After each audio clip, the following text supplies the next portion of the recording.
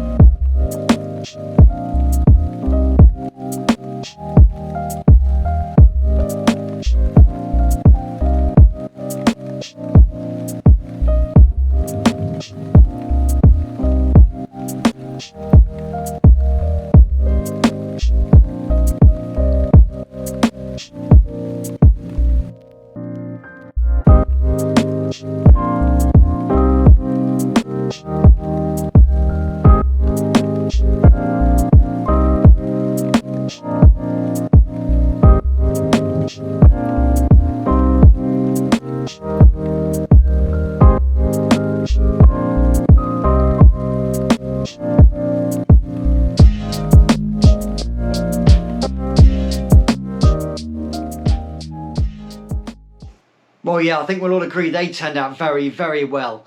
And just the level of support you can get with just some PLA print is really quite amazing. First one I like is this one. It's not quite as flexible as the other design, but this one has got a straight lock system, so you just pull the lock out And then the dowel can go up and down, so you get any height you want. Once you've chosen the height you want, you just put the lock back in the back, like so.